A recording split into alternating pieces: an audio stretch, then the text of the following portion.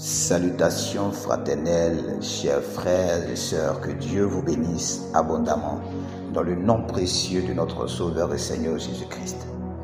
Je viens par ce message nous rappeler notre espérance dans le Seigneur Jésus-Christ, qui est d'ailleurs son retour. Et ce retour est un message fort, est un message puissant pour quiconque croit. Et si nous croyons véritablement dans le retour de notre Seigneur Jésus-Christ, nous devrons véritablement maintenir notre vie dans les perspectives de la foi authentique qui plaît à Dieu. Alors, quand on se rappelle de comment nous avons rencontré le Seigneur et comment la vie chrétienne d'avant était, frère, on voit aujourd'hui que nous sommes en train de nous enfoncer tout droit dans le mur, dans les fossés. Et nous partageons ces messages pour rappeler à tous les enfants de Dieu que la foi authentique ne doit pas être mise à l'oubliette. Il faut que nous puissions véritablement revenir à la foi authentique, à notre premier amour, à nos engagements véritables à la parole de Dieu, pour que le retour de notre Seigneur nous trouve dans les flammes de l'esprit. Alors que je fais juste une introspection, je me demande ce qui ne va pas dans nos assemblées. Et oui, il y a un problème. Et c'est le cri du cœur d'un disciple de Jésus-Christ. Aujourd'hui, vous voyez, les gens ne pleurent, sinon les gens pleurent pour le mariage, pour le travail, et ils ne pleurent plus pour leurs péchés et leur chute de chaque jour. Ça ne nous dit absolument rien. Qu'est-ce qui se passe dans nos assemblées? Dans le passé, les témoignages étaient donnés donc par ceux qui avaient abandonné leur péché, ceux qui avaient abandonné leur vie de péché. Aujourd'hui, les gens viennent témoigner tout simplement sur leur mariage, leur promotion, leur voyage, alors qu'ils vivent dans la fornication, dans l'adultère, dans le mensonge, j'en passe. Alors que nous voyons que dans les temps passés, même les serviteurs de Dieu qui étaient célèbres étaient ceux qui avaient souffert avec Dieu, ceux qui étaient connus pour leur obéissance à Dieu malgré les persécutions. Ils voulaient être imités à cause donc de leur vie de prière, de leur vie de jeûne et de leur vie d'évangélisation.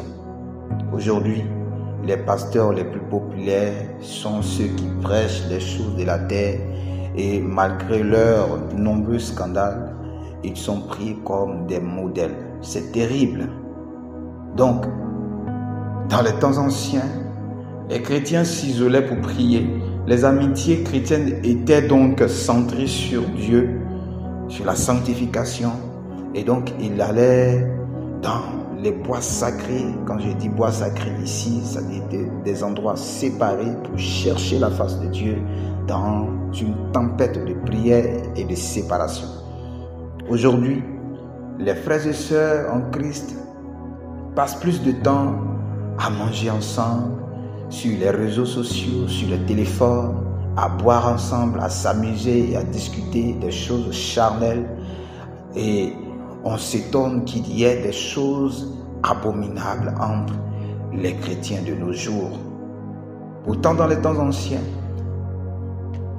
même les prostituées n'osaient même pas venir habillées d'une façon indécente dans les réunions d'église.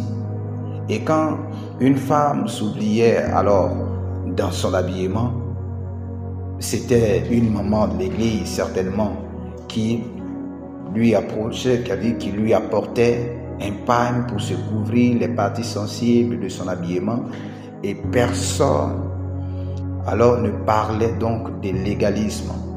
Mais pourtant, dans les temps anciens, les mamans de l'église étaient habillées décemment, avec modestie, Elle était très humble dans leurs attitudes, dans leur habillement. Elle avait de sages conseils basés sur la parole de Dieu, sur le Saint-Esprit et tout ça.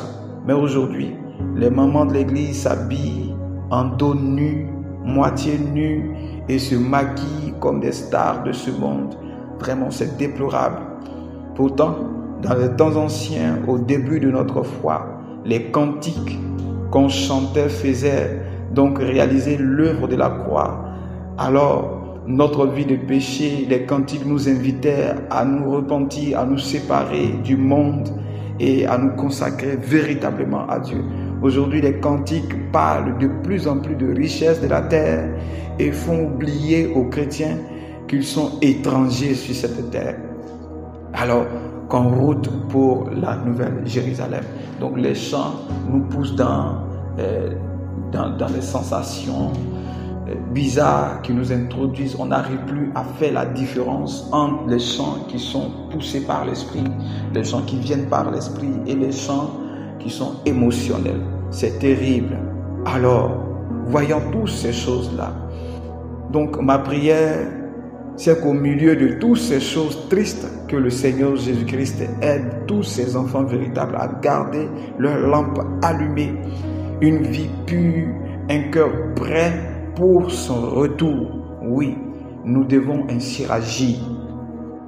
Il faut que nous, tous les véritables enfants de Dieu, puissent véritablement écouter et entendre cette parole de façon profonde, afin que nos cœurs soient ramenés sur la véritable foi qui est authentique et qui mène le combat de la foi avec persévérance, avec patience et dans l'humilité, afin que le retour de notre Seigneur Jésus-Christ nous trouve dans l'élan de la foi, dans l'élan de la prière, dans l'élan de la séparation avec le péché, pour que la gloire de Dieu soit dans nos cœurs. Que Dieu vous bénisse abondamment. Je vous prie, mes frères, de partager massivement ce message afin de ramener le cœur de ceux qui se perdent dans la volonté parfaite de Dieu. Que Dieu vous bénisse abondamment.